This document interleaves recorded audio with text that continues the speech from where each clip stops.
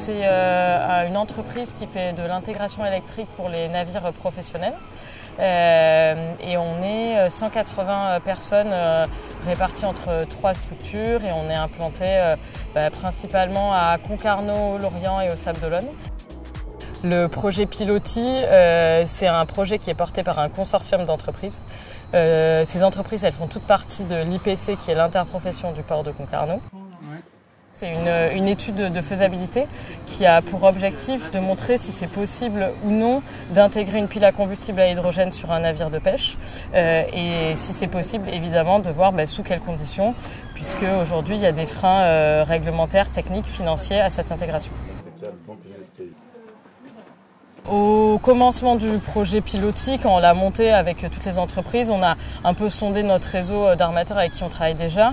Et donc il y a Julien Lebrun, un armateur, qui a accepté de nous prêter virtuellement son navire, donc l'Anita Conti, pour servir en fait de bateau étude pour ce projet-là.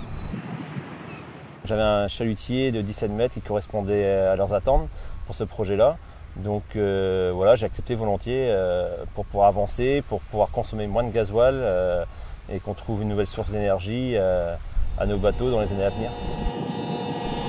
Alors aujourd'hui, un bateau comme l'Anita Conti consomme environ 1000 litres 24 heures. Voilà. Bon, il ne consomme pas plus qu'un tracteur ou qu'un camion, mais les 1000 litres sont toujours là au bout de 24 heures. Voilà, sur une année, ça fait 220 000 litres à peu près. Donc, pour être bien, il ne faut pas que ça dépasse 25% de chiffre d'affaires. Et là, on est entre 30 et 35% de chiffre d'affaires.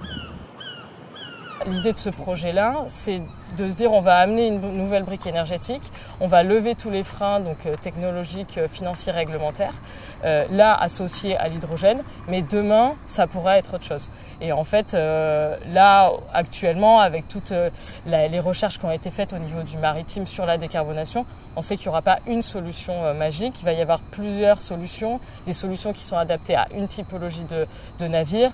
Dans les navires de pêche, il y a plein de navires différents.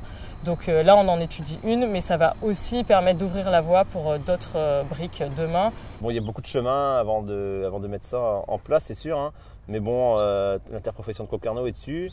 Moi, j'apporte donc mon soutien avec mon bateau.